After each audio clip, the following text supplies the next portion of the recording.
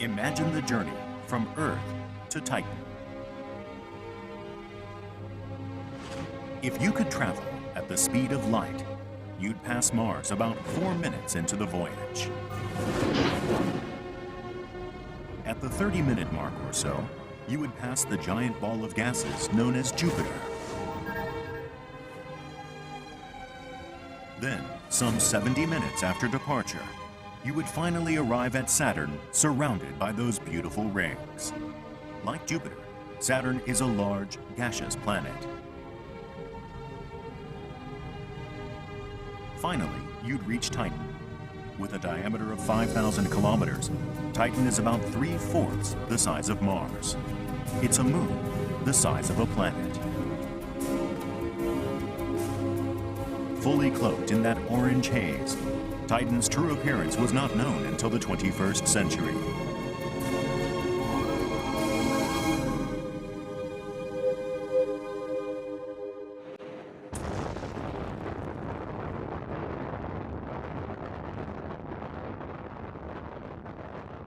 (1997) saw the launch of the Cassini-Huygens mission.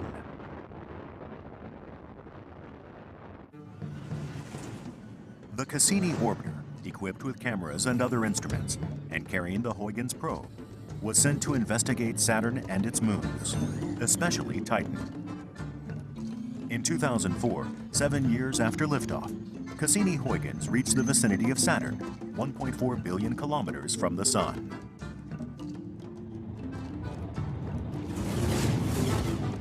Cassini then proceeded to enter into orbit around the planet and its satellites, and to commence scientific observations.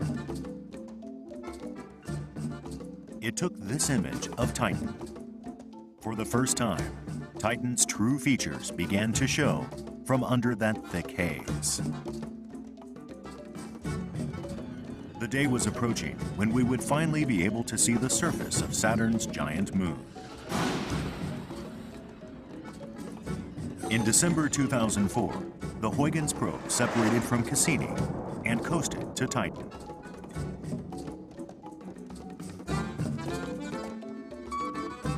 The target landing site was near Titan's equator.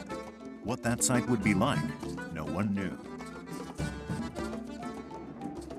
Titan's atmosphere is 1,000 kilometers thick. The probe entered it.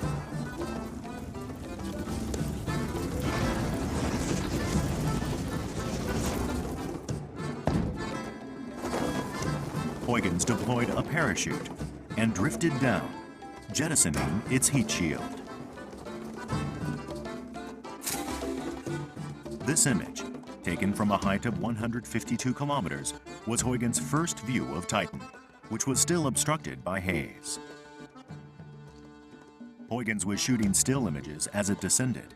Its microphone also captured the sound of the wind rushing by.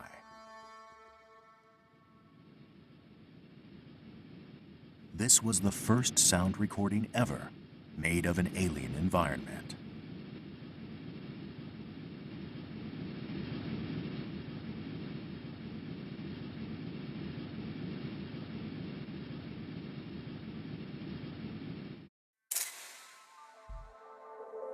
These images of Titan's surface were taken by Huygens from 16,000 kilometers up. Black veins like the branchings of a river are visible.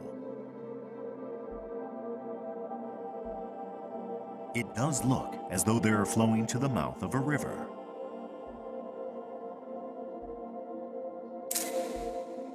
Now, from 8,000 meters above Titan, it looks just like the sort of coastline we're used to seeing on Earth.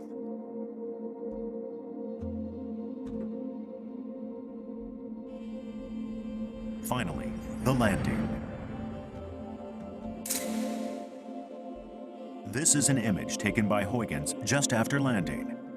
What look like rocks and pebbles strewn about over a flat plain are actually chunks of ice.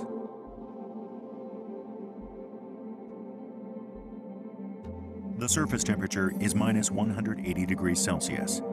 Atmospheric pressure is a little higher than Earth's, 1.5 bars. The horizon seems blurred by mist. This is exactly like some rocky desert landscape on Earth. High above, the Cassini orbiter continued its observations. In the equatorial region where the Huygens probe landed, Cassini discovered a strange pattern. Some sort of regular striping. Further observations found similar striations covering some 20% of Titan's surface.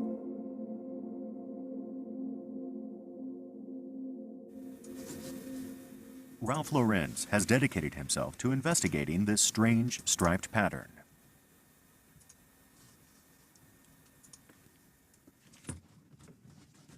He is trying to solve the mystery of Titan's stripes by comparing them to patterns he finds on Earth.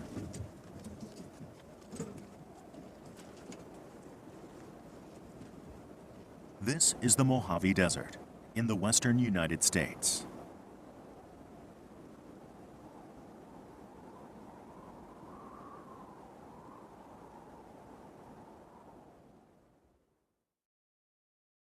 Lorenz believes Titan's stripes are like the peaks and troughs of desert sand dunes.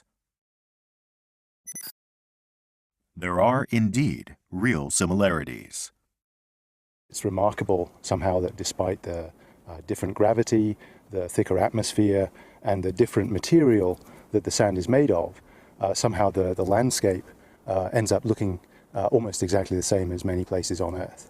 By comparing the shape of the dune and the interaction with the rest of the environment, we can get an understanding of how these structures formed.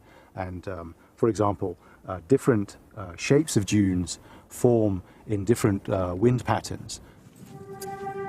So the goal is to solve the mystery of Titan's stripes by investigating terrestrial desert dunes. Lorenz's first step is to send up a kite with a camera for an aerial overview.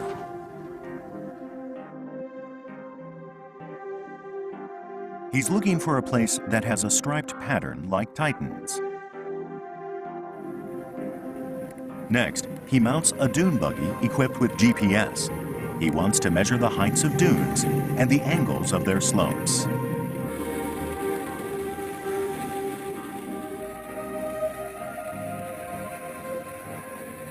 The shapes of sand dunes change by the minute.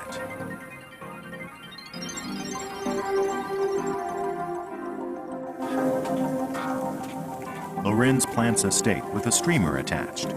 In fact, he plants a whole line of them along this slope. This will show what sort of wind creates this type of dune. The wind is blowing from screen left, across a gentle slope.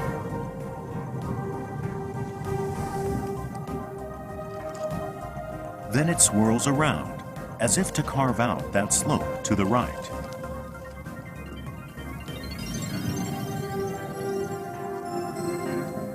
So it's become clear that here the wind flows from the milder slope over and down the sharper slope. Lorenz believes that the stripes on Titan are also wind-sculpted sand dunes.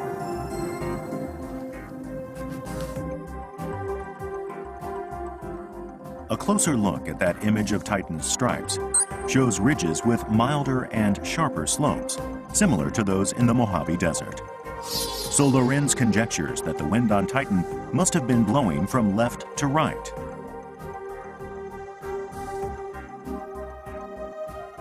The winds blowing on Titan's dunes, however, are thought to be weaker than the winds on Earth. The reason for that is that Titan's gravitational force is only 1/7 of Earth's. A relatively small action can produce a big result. So on Titan, effects similar to those seen on Earth are being produced by mild winds. Titan is still an active world where, geologically speaking, processes are still happening. And the fact that we can see sand dunes, for example, suggests that the winds that move the sand around are still active, that we're seeing a dynamic planet, much like the Earth. There was another unexpected aspect to those images taken by Huygens. Look closely at those chunks of ice on the ground. They are reminiscent of stones turned over and over by rivers on Earth. Sharp edges are worn down. They're rounded, like pebbles. So there may well be liquid on Titan. This discovery attracted attention and astonishment. Meanwhile, the Cassini orbiter made a surprising discovery of its own. Black spots and blotches were visible near Titan's north pole. Radar observations showed them to be lakes filled with some liquid. They number in the hundreds, and some of them are huge. This is the first time liquid has been found on the surface of any celestial body other than Earth. The lakes are dotted with islands and fed by rivers. But with a surface temperature of minus 180 degrees, any water on Titan would have frozen. What liquid could it be in these lakes and rivers?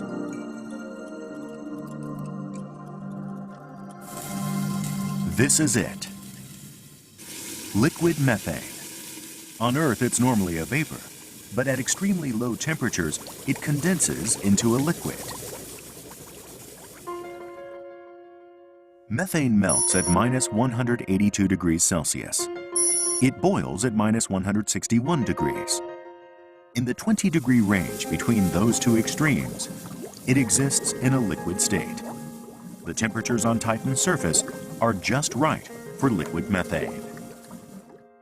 Methane is composed of one carbon atom and 4 hydrogen atoms. It's the simplest hydrocarbon, and it constitutes the bulk of the liquid in Titan's lakes.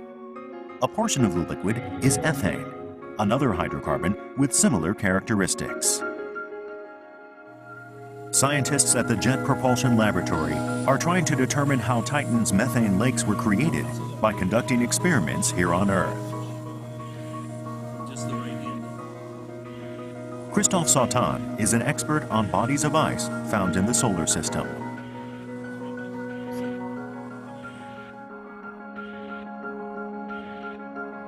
This device is called the Titan chamber. With internal air pressure at 1.5 bars and a temperature of minus 180 degrees Celsius, it reproduces Titan's environmental conditions. Inside is placed a disk of ice, standing in for the terrain on Titan. They then release droplets of liquid methane onto the surface of the ice.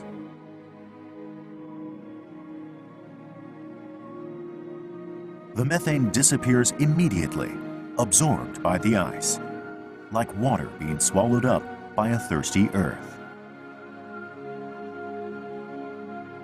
So the big surprise, something we did not expect, is that when the methane falls on the ice, well, actually the methane got sucked into the ice. It gets absorbed. It doesn't run on the ice.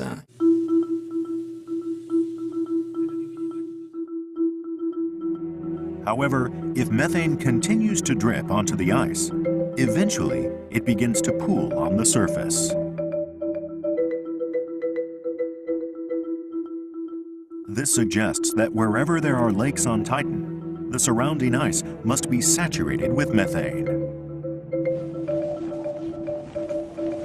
During its landing on Titan, Huygens measured the concentration of methane. That concentration gradually rose the closer the probe got to the surface. Then, the moment it landed, there was a sharp increase. It is thought that this was due to the heat from Huygens vaporizing the methane that permeates the ice.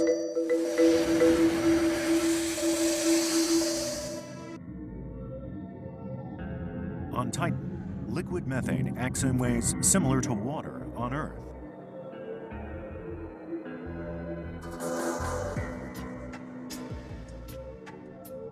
In June 2012, for example, Cassini observed a strange phenomenon near Titan's south pole.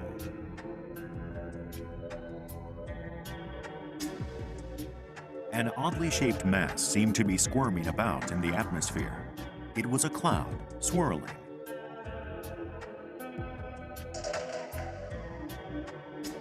cloud made up of methane.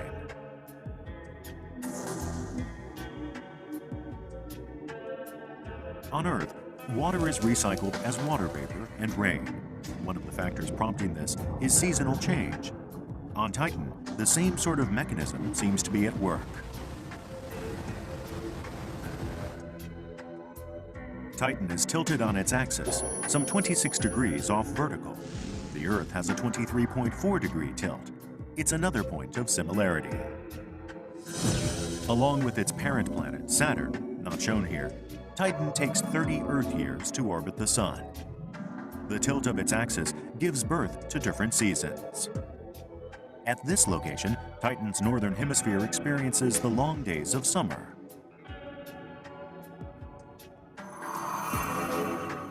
The northern hemisphere is warmed, producing rising atmospheric currents. Liquid methane on Titan's surface evaporates and is carried southward. Near the South Pole, it is winter. The methane gas is cooled, condensing into a liquid or even solid state. It can form clouds. Like that huge swirling cloud Cassini spotted.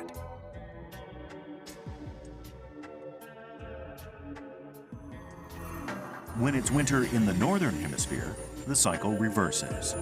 Now the methane cloud forms near the North Pole.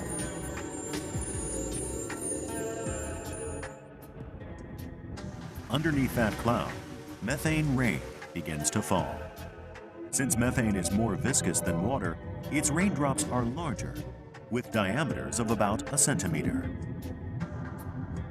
But as Titan's gravity is weaker than Earth's, the droplets fall more slowly, about 1 meter per second, like a soft snow on Earth. They soak the icy ground on Titan and form lakes.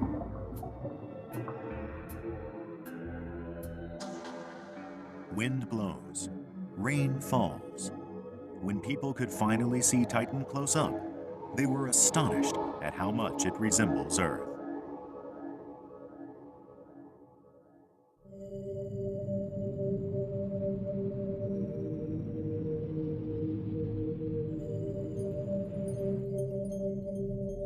In 2007, the Cassini orbiter spotted something truly peculiar on Titan's surface. A land formation, some 70 kilometers across, in the shape of a flower. What could it be? Perspective can be gained by combining images taken from two different points of view.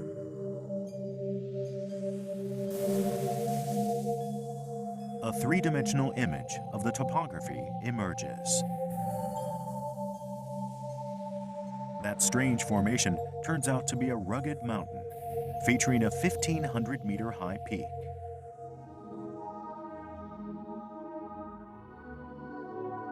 There's also a chasm that looks like it might be a volcanic crater. From that, one can infer a formerly active volcano.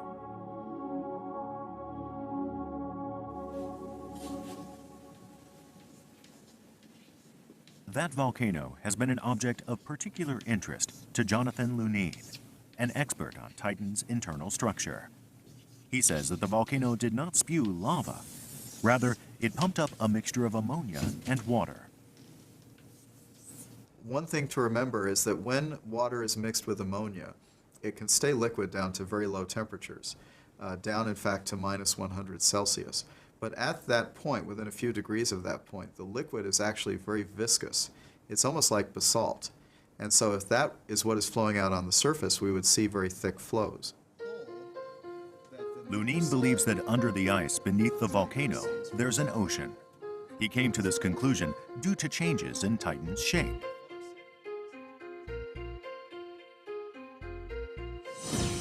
Titan completes its elliptical orbit around Saturn once every 16 days. During that time, it regularly feels the changing effect of Saturn's gravity. In short, it experiences tidal forces. At its farthest point from Saturn, Titan is almost perfectly spherical.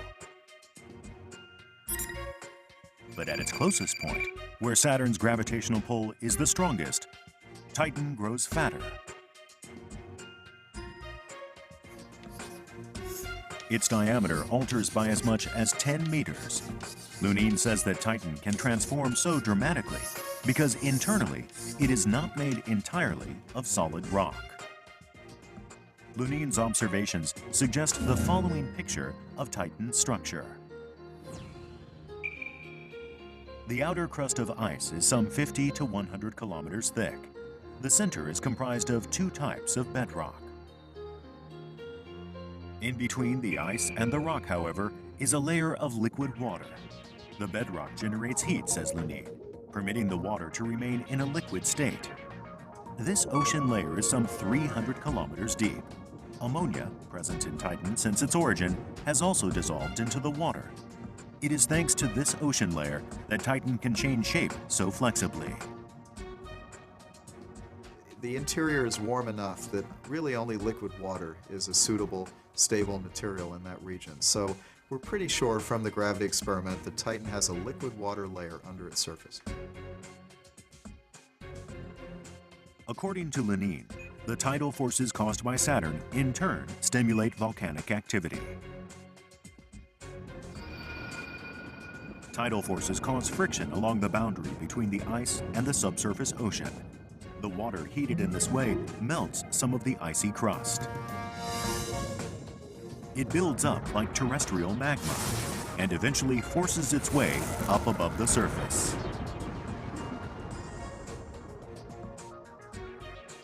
This ammonia-laden water flows out from Titan's volcanoes like lava.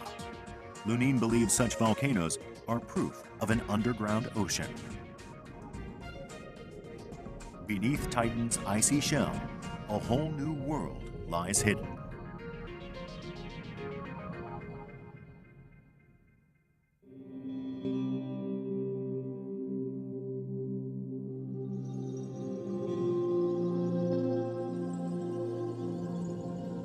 Saturn has over 60 moons.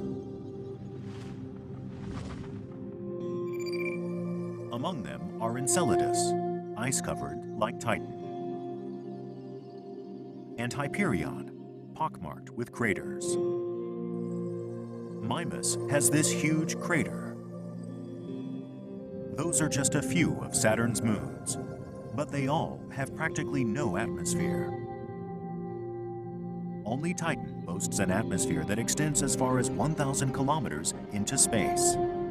Actual measurements reveal that this atmosphere is 98% nitrogen. The rest is largely methane. Why is Titan the only one of Saturn's moons with a thick atmosphere? Solving that mystery through experimentation on Earth has been a preoccupation of Yasuhito Sekine. Sekine believes that Titan's atmosphere was generated by an extraordinary mechanism. The mechanism? Collisions with small celestial objects. Sekine is trying to reproduce that effect using a laser. When Titan was first formed, its icy landmass contained about 1% ammonia.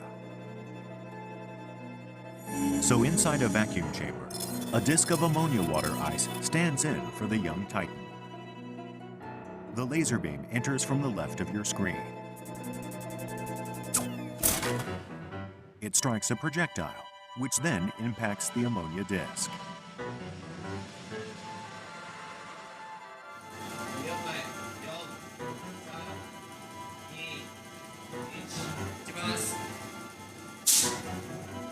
That was the laser shot. Gases released by the impact are measured.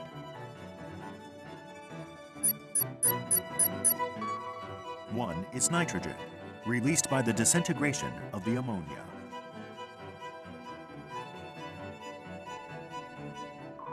Titan's thick atmosphere contains large amounts of nitrogen. According to Sekine's calculations, based on his experiments, repeated impacts by small celestial objects could have produced just such an atmosphere. タイタンの地殻中にもともと入っているぐらいのアンモニアの量があれば今の1.5気圧の窒素の大気を作ることができるということを明らかにしました。重要な点はですね、大きい天体でないと大気を重力的に持てないということです。なので他の衛星たちは同じように衝突は起きたんですけど、それぞれが小さいがために窒素の大気を持つことができなかったと。For example, Enceladus, one of Saturn's other moons, is merely 500 kilometers across. That is 1/10 of Titan's diameter. Saturn's other satellites are also small, with weak gravitational fields.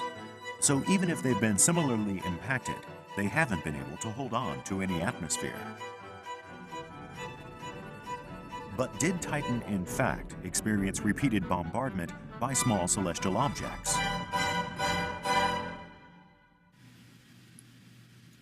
Hal Levison uses computers to calculate the history of the solar system.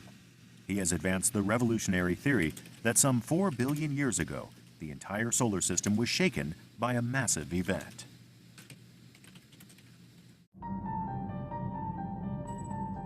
Levison argues that when the solar system was forming 4.6 billion years ago, Uranus and Neptune were closer to the Sun than they are now.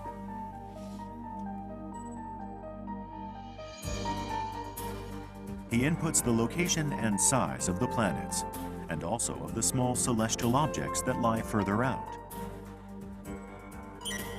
Then the simulation begins. At first, the basic situation did not change much. But some 600 million years later, Uranus and Neptune were suddenly flung to the outer realms of the solar system.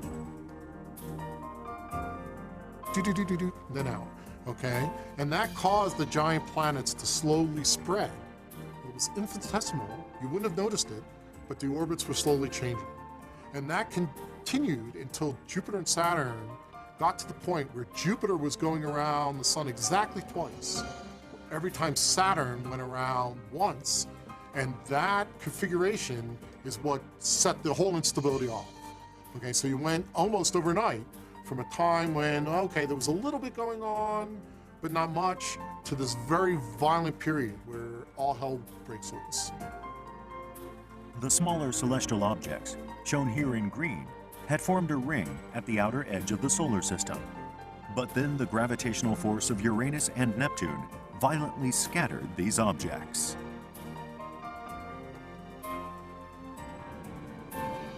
The result was that in the period from 4 billion to 3.9 billion years ago, the planets of the solar system encountered a barrage of small celestial objects. During this period, Titan also was hit repeatedly, developing a nitrogen-rich atmosphere. That made it a very special moon.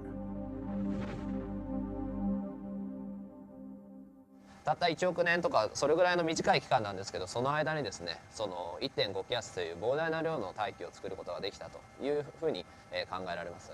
タイタンというのはですね、唯一人類が初めて見つけた生きている天体だというふうに言えると思います。で、地球と同じようにですね、表面で液体が存在して、それが蒸発して雲を作って雨を降らしてというような循環が起きているのはですね、現在の太陽系の中では地球とタイタンだけです。で、その点において40億年前のその出来事というのはタイタンにまさに命を吹き込んだと、生きている天体にしたという意味で非常に画期的な出来事であったというふうに思っています。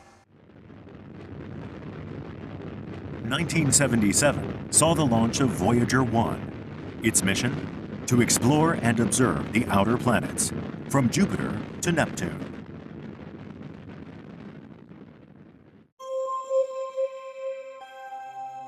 This was its view of Titan. It was a close look, but still the moon was shrouded in a thick orange haze. However, even then, one scientist maintained that the haze held the secret to sparking life below.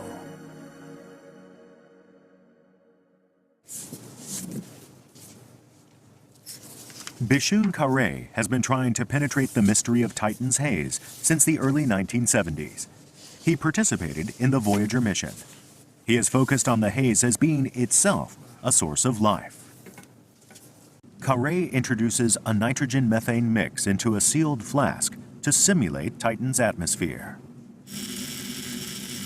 The flask is fitted with electrodes. Now Kare discharges them. This is meant to reproduce the effect of lightning or other energy surges on Titan's atmosphere. It's about 10 hours since the start of the experiment. A reddish-brown substance has become visible inside the flask. Carré claims that this is the very same substance as the haze enveloping Titan. So what happened inside that glass vessel? First off, the electrical surges split apart the molecules of nitrogen and the methane. Their atoms recombine with carbon and other atoms in all sorts of ways, forming a variety of new organic compounds. Analysis showed that some 200 types of organic compounds had been created in this experiment. Organic compounds are the materials out of which our own bodies are made. They are the building blocks of life. It was thanks to Carré's work that Titan came to be considered one of the celestial objects on which life might exist.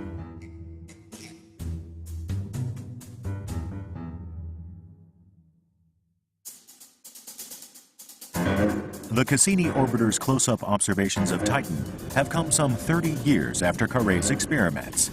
Will they confirm that Titan's hazy atmosphere has in fact given rise to organics? The INMS is a device that measures molecular mass. Cassini has used it to determine the composition of Titan's atmosphere.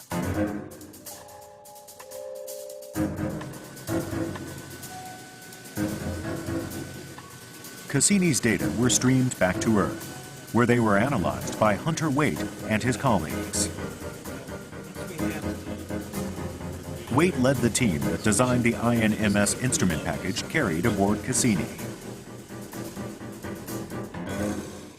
Waite's lab was able to reproduce and confirm Cassini's data by utilizing the same INMS system. They could then analyze accurately whatever molecules or compounds the instrument had detected. The results were astonishing. Rendered in the form of a chart, each of the different molecules identified by Cassini is represented by its own colored area.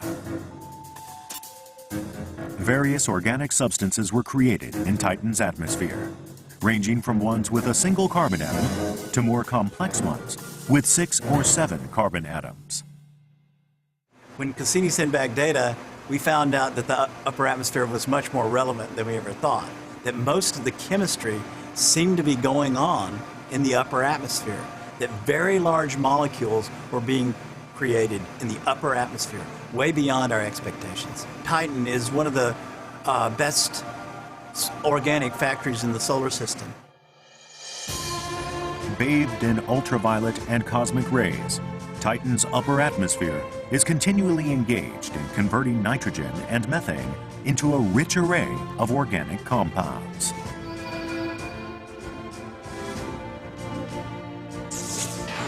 As these compounds collect in the lower atmosphere, they produce Titan's famous orange haze. Finally, they are precipitated with methane rain onto the surface as well.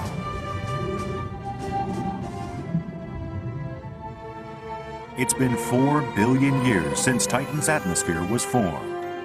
During that time, it is estimated the organics settling onto the surface have created a layer dozens of meters thick. The dunes discovered near Titan's equator are thought to be a large deposit of these organics. Now on Titan, the sand is made, we think, from organic material, and we think that material comes down and gets built up into sand-sized particles that are then accumulated by the wind to form dunes much like these. Amidst this accumulation of organics on Titan's surface are substances of vital importance to the emergence of life. That finding was made by a young researcher with a specialty in organic chemistry, Sarah Hurst. Hurst has undertaken a minute examination of the organic compounds discovered in Titan's atmosphere. She's written her own computer program to do that.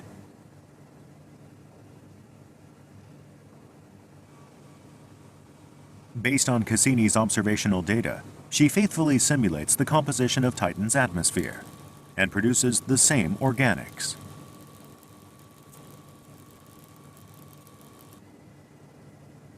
Next, she uses her computer program to determine the molecular structure of every compound. These peaks right here are the masses of the ions in the mass spectrum data, and then it's the number of carbon, nitrogen, oxygen, and hydrogen in each of those peaks. And so then what the code does is it goes through and compares this information to a list that I've given it of all of the amino acids and nucleobases that we're looking at. So here we have, at 136, we have the molecular formula of adenine, which is 5 carbons, that matches. It has 5 nitrogens, it matches. No oxygen, and then 5 hydrogens. So we know from this that we have the molecular formula of adenine in this sample. Genetic information for all life on Earth is encoded in DNA. Adenine is one of its 4 major components, or nucleobases, and all 4 have been produced in Hurst's experiments. If these nucleobases combine in such a way that they create DNA, then a huge step forward will have been taken towards life itself. With this discovery, speculation mounted that Titan might actually be capable of harboring life. Life on Titan? It may in fact already exist. If it does, what would it look like? The search is on for the answer.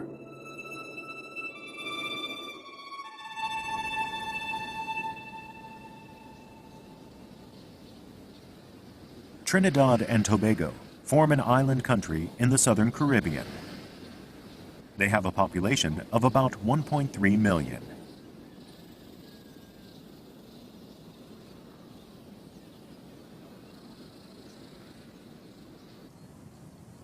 They also have one of the most unusual lakes in the world. It's called Pitch Lake. It contains not water, but naturally occurring asphalt.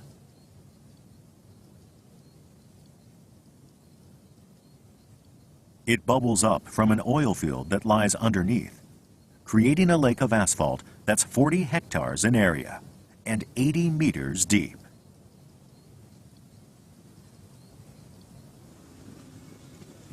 Strangely enough, Pitch Lake is the site of fieldwork being done by astrobiologist Dirk Schultz-McCook. He thinks that Titan is the best candidate for the location of extraterrestrial life. He's come here to try to envision what life forms on Titan might be like.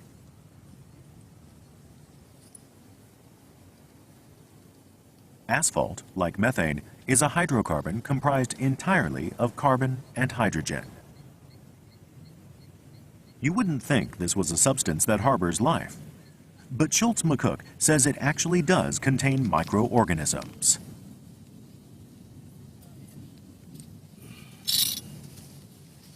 Well, this is one of the few environments where it's similar to Saturn's moon Titan, where we know that we have hydrocarbon lakes on the surface.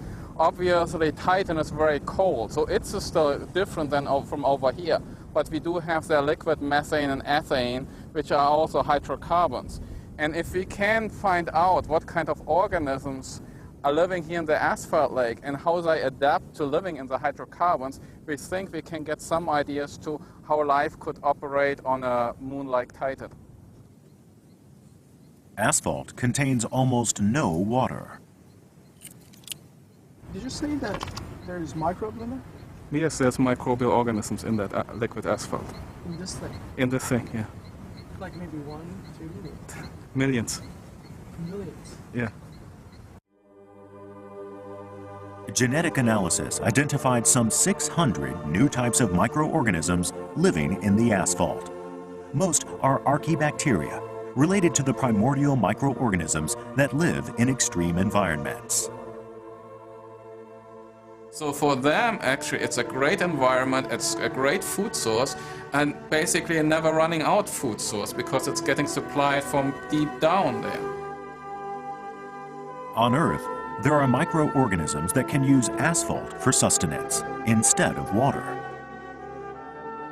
Schultz-McCook is convinced that in Titan's lakes, there must be life forms that exploit methane in a similar way.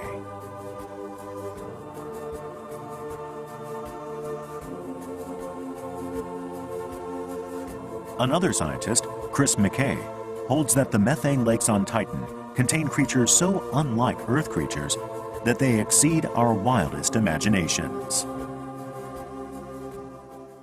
Think of fish living in water and ask them to imagine a bird which lives in air.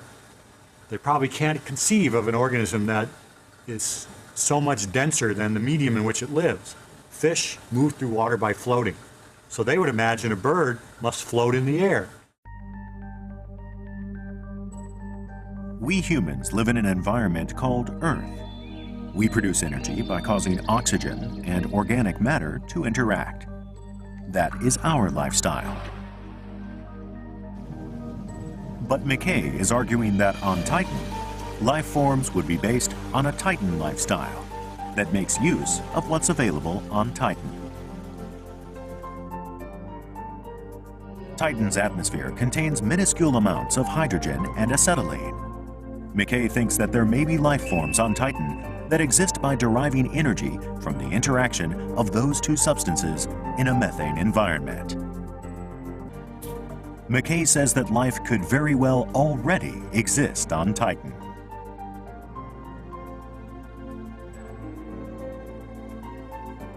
So instead of being small and round, I would guess that a single-celled organism on Titan might be big and flat, like a sheet of paper, to maximize its contact with the nutrients in this thin soup.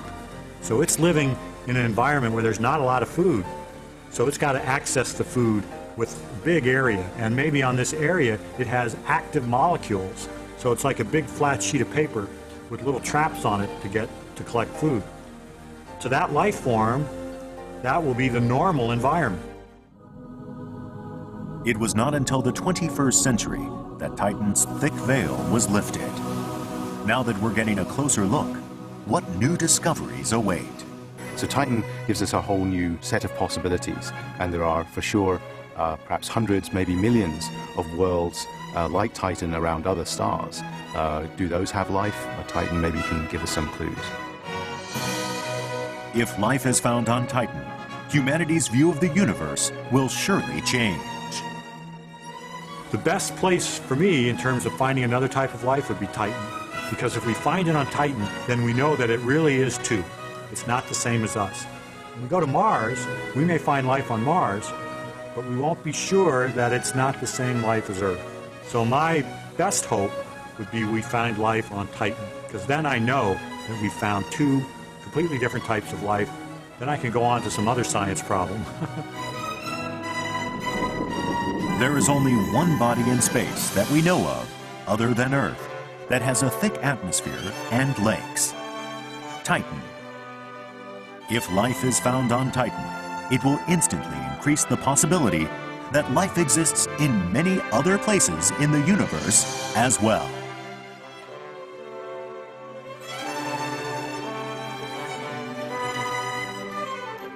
We may not be alone in the universe.